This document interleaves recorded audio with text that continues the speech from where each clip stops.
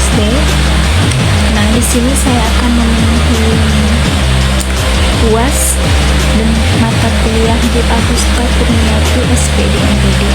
Nah, di sini menjelaskan atau memberikan sedikit gambaran apa sih itu kekerasan fisik pada anak. Nah, di sini kekerasan fisik pada anak SD adalah perilaku yang tidak dapat diterima di mana seorang anak mengalami kekerasan secara fisik oleh orang dewasa atau sesama anak. Nah, kekerasan fisik ini dapat berupa pukulan, tendangan, cekikan, atau penggunaan objek untuk menyakiti anak atau barang-barang yang bisa menyakiti anak. Di sini saya akan menjelaskan penyebab kekerasan fisik terhadap anak dapat dipicu oleh beberapa faktor. Faktor yang pertama yaitu masalah emosional atau mental seorang pelaku. Nah, orang dewasa yang melakukan kekerasan fisik mungkin mengalami gangguan emosional atau gangguannya tidak stabil, seperti stres yang berlebihan, kemarahan yang tidak terkendali, atau gangguan jiwa tertentu sehingga dia menyakiti anaknya sendiri. Nah, lalu yang kedua, ketegangan dalam keluarga. Nah, konflik antara orang tua atau anggota lainnya dapat mempengaruhi perilaku mereka terhadap anak-anak. Jadi mereka bisa melampiaskan kekesalan mereka kepada anak mereka sendiri. Nah, terutama jika mereka tidak memiliki keterampilan yang memadai untuk mengelola konflik tersebut. Jadi ketika mereka saling berantem, anak mereka juga yang terkena imbasnya atau disakiti oleh mereka sendiri. Lalu yang ketiga, kurangnya pengendalian diri. Nah, beberapa orang dewasa mungkin tidak memiliki pengendalian diri yang baik sehingga mereka merespon frustasi atau kemarahan dengan cara yang tidak profesional terhadap anak-anaknya. Lalu yang keempat, pola pengasuhan yang tidak sehat.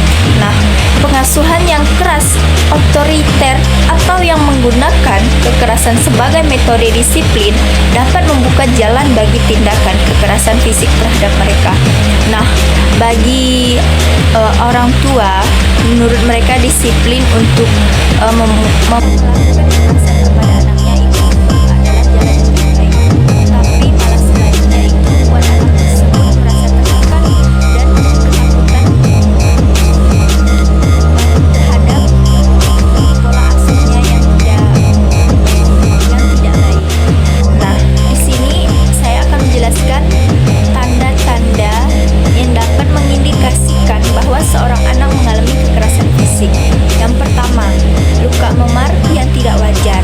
Nah, pastinya adanya memar atau luka-luka pada tubuh yang tidak dapat dijelaskan dengan kegiatan normal mereka. Lalu yang kedua, penurunan kinerja sekolah. Anak mungkin mengalami kesulitan konsentrasi, menunjukkan penurunan dalam nilai akademis mereka, atau absen dari sekolah lebih sering dari biasanya. Nah, mereka nih anak yang pertamanya sering masuk. Nah, ketika dia merasa disakiti orang tuanya atau dipukul oleh orang tuanya, tidak berkenaan dengan fisik, bahkan omongan orang tuanya juga bisa menyakiti mentalnya. Nah, itu juga salah satu membuat anak tersebut mengalami nilai yang menurun. Baik, lalu perilaku yang berubah drastis. Nah, di sini anak yang biasanya ceria, aktif, bisa menjadi pendiam, tertutup, atau bahkan menunjukkan perilaku agresif terhadap teman-temannya. Nah, di sini anak-anak yang biasanya ceria atau aktif bisa saja menjadi pendiam karena mentalnya sedikit terganggu oleh keadaan di lingkungannya, misalnya di lingkungan keluarganya. Nah, ketakutan terhadap orang tertentu.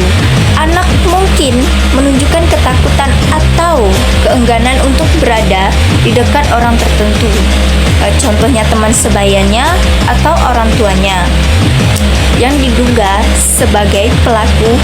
Nah, baik, langkah-langkah yang dapat kita ambil adalah Yang pertama, melaporkan ke polisi atau lembaga yang berwenang. Nah, jika anak menduga atau mengetahui adanya kekerasan fisik terhadap anak, langkah pertama yang harus diambil adalah melaporkan kejadian ini kepada polisi atau kepada pihak yang berwenang. Karena hal ini sangat penting untuk memastikan bahwa anak segera mendapatkan perlindungan hukum yang diperlukan agar pelaku dapat diadili dengan hukum. Lalu yang kedua, melindungi anak dari bahaya lebih lanjut. Nah, setelah melaporkan kekerasan, langkah berikutnya adalah memastikan anak aman dari bahaya lebih lanjut. Ini bisa beratur agar anak tidak berinteraksi dengan pelaku kekerasan, memberikan tempat perlindungan sementara jika diperlukan. Nah, atau mengambil langkah-langkah untuk mengurangi risiko kekerasan yang dapat terulang. Lalu yang ketiga, memberikan dukungan emosional dan medis. Nah, di sini anak yang mengalami kekerasan membutuhkan dukungan emosional yang besar, termasuk memberikan ruang untuk mereka mengungkapkan perasaan mereka. Contohnya mereka ke psikolog ya, supaya bisa mendengarkan dengan penuh perhatian dan memberikan kesempatan untuk mendapatkan bantuan dari orang yang profesional, yaitu psikolog, seperti yang saya jelaskan tadi. Jika diperlukan, jika ada cedera fisik, pastikan anak menerima perawatan medis yang tepat. Nah, lalu pencegahan. Nah, yang pertama, edukasi orang tua, pengasuh, dan masyarakat. Nah, di sini penting untuk mengedukasi orang tua dan pengasuh tentang pentingnya pengasuhan yang positif dan cara-cara mengatasi stres tanpa menggunakan kekerasan. Nah, orang tua perlu memahami bahwa disiplin dan efektif tidak perlu melibatkan kekerasan fisik, dan bahwa alternatif seperti komunikasi yang efektif dan konsentrasi yang diberlakukan secara konsisten dapat lebih efektif untuk membentuk perilaku anak. Lalu yang kedua, memperkuat jaringan sosial yang mendukung keluarga. Nah, di sini masyarakat juga memiliki peran penting dalam pencegahan kekerasan fisik terhadap anak. Memperkuat jaringan sosial yang mendukung keluarga seperti program dukungan untuk orang tua, layan konseling keluarga, dan jaringan dukungan komunitas dapat membantu mengurangi tekanan pada orang tua dan mengurangi risiko terjadinya kekerasan. Lalu yang ketiga, mendorong lembaga pendidikan dan komunikasi dan bertindak.